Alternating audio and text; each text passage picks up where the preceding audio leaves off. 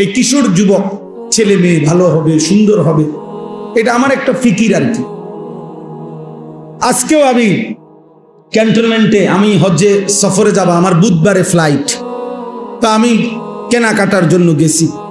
একটা প্রাইভেট কোম্পানিতে চাকরি করে একটা যুবক ছেলে, সে দৌড়াই আমার দিকে আসছে, আইসাই জড়ায় ধরে কাঁদতেছে। তাই বললাম কি হয়েছে বাপ কও?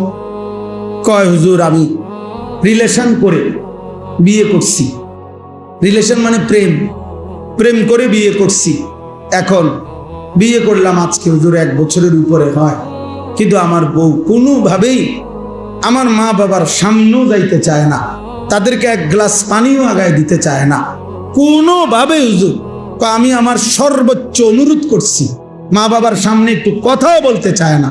কয় যে সে কোনোভাবেই, তার এক বক্তব্য যে সে আমার এই গোলামি করতে পারবে না, সে আমার এটারে গোলামি কর, এটা নাকি গোলামি করা। এখন আমি কি করব হুজুর? আমি কিছুই বুঝতেছি না। রাগ করে একদিন তালাক দিয়ে ফেলছি। এরপরে এখন আবার সে বলতেছে থাকবে, এখন আসে। এখন আমি কোনো সুখ পাইতেছি না, শান্তি পাইতেছি না, কোনো উন্নতি পাইতেছি না। তা আমি বললাম তালাকও দিলা, আবার অহন থাকো, আবার প্রেমও করলা, তোমার মা বাবারও খবর লয় না। এত সদবদ কথাগুলো জিন্দিগিটাতে একটা সদরবদর বানাই লাইছ। হ্যাঁ, যে মেয়েকে তালাক দিয়েছ, এবার তার প্রতি যদি তোমার হাজার ভালোবাসাও হয়, যে মেয়েকে তুমি তালাক দিছ, এবার যদি সে রাবেয়া বসরির মতো আচরণও করে, তারপরেও তো সে তোমার জন্য হারাম। হারাম না? তাইলে এখন তুমি এটি কি ইচ্ছা কর ঠিকঠাক। এখানে কাহিনী বলো কেন বাপ? বগুড়া বাড়ি।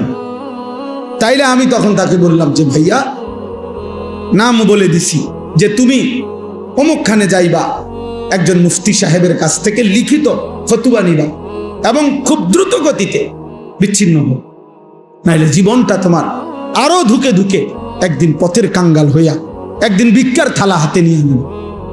কারণ এত বড় হারাম করো না। এজন্য ভাইয়া, তোমরা যদি আমার কাছে কেউ শুনতা, আমার জীবনে সব সময় আমার পকেটে ছেলেরা কাগজ দেয়, অনেক সময় অনেকখানি কত কিছু লেখে, আমার খাদেম যারা, ওরা কত কিছু বলে। কি পরিমাণ এই হারাম সম্পর্কের কারণে প্রিয় ভাই, প্রথম তো মনে হয় ওই মেয়ে তোমারে ভালোবাসে, ওই মেয়ে তোমার সাথে প্রেম করে, সুন্দর সুন্দর কথা বলে, বিবাহের আগে তারও কোনো কিছু তোমার কাছে ভুল মনে হয় না, সেও তোমার কোনো কিছু ভুল মনে করে না।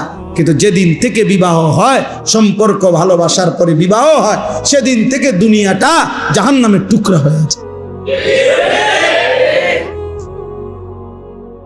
এজন্য দোস্ত আমার, কমপক্ষে আখেরাত তো আছেই, নিজের এই দুনিয়ার জীবনটা নষ্ট করো, জাহান্নামের টুকরা হয়ে যাবে। এটা জাহান্নামের টুকরা। কোন নারীর পিছনে, ছবির পিছনে, কোন জিনা ব্যভিচারের পিছনে, মোবাইলের এই অশ্লীল ছবির পিছনে আমার প্রিয় সন্তান জিন্দিগি আগেও দিছে। ওইখানে লিশাবাবে ফাকাত, যুবকদের জন্য একটা আরবি কিতাব। তো এখানে লিখছে উনি যে হে যুবক, মনে রেখো, আল্লাহ বলে দিছে যে যুবক হলো বাইনা দুফাইনে, আশ-শাবাবু বাইনা দুফাইন। একজন যুবক, একজন কিশোর, সে হলো 2 দুর্বলতার মাঝখানে। অর্থাৎ আল্লাহুল্লাযী খালাকাকুম মিন দুফিন, আল্লাহ বলেন আমি মানুষকে সৃষ্টি করেছি দুর্বল অবস্থায়। যখন সে শিশু তখন সে দুর্বল।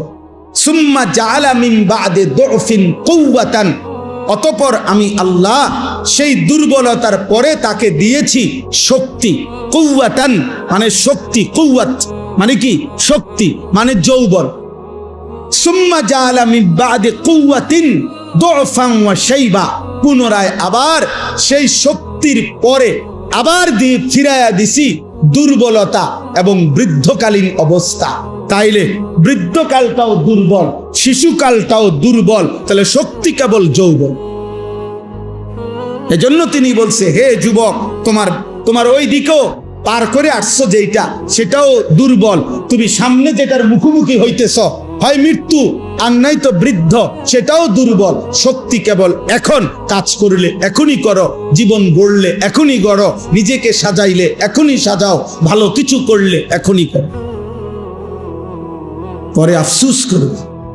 একটা যুবককে তোমার ভিতরে যদি কালেমা থাকে, তুমি যদি কোনো মুসলমান মার দুধ খায়া থাইকো, তাহলে ইহুদি ইসরায়েলের ওই কুত্তারা প্রতিদিন তোমার মাকে হত্যা করে, বোনকে হত্যা করে, তোমার এতিম ভাইকে হত্যা করে, এতিম কুলের বাচ্চাকে যারা বোমা মেরে উড়ায় দেয়, ওই কুত্তারা, ওই বেঈমানদের ডিজাইন হলো এই চুলগুলো।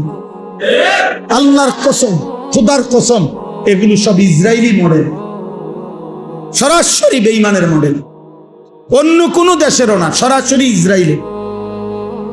কেন? এটা দাজ্জালের মডেল।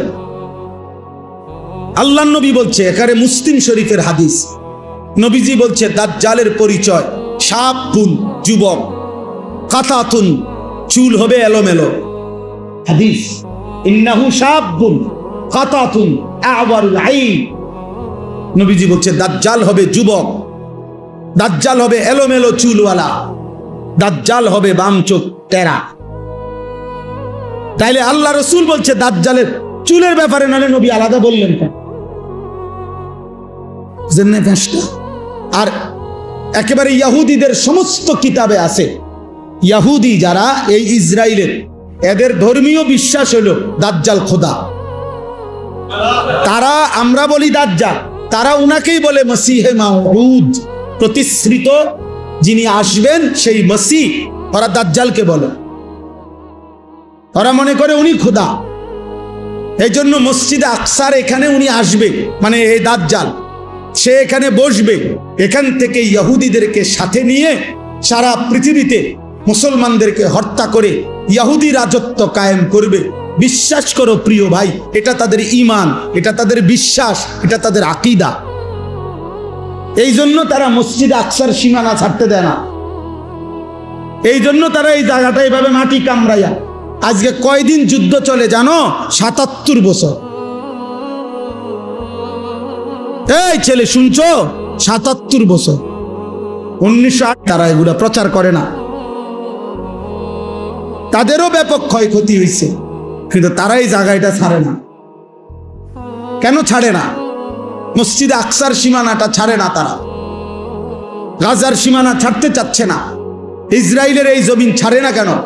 কারণ তাদের বিশ্বাস আর কিছুদিন, আর কিছুদিন, আর কিছুদিন দাজ্জাল আসবে, সে বসবে এখানে, তাকে সাথে নিয়ে তারা সারা পৃথিবীতে ইহুদি রাজত্ব কায়েম করবে।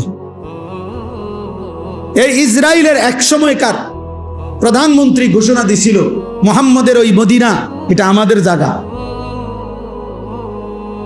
জানো মিয়া? হ্যাঁ, তাদের বিশ্বাস এটা।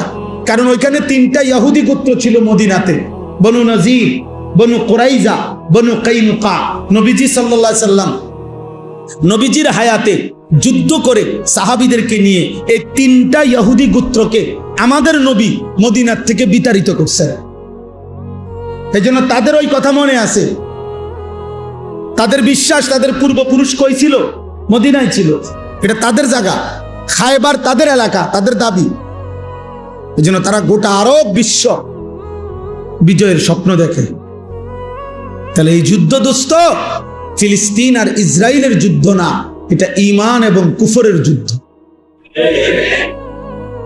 সারা পৃথিবীর মুমিন একদিকে, সারা পৃথিবীর বেঈমানের।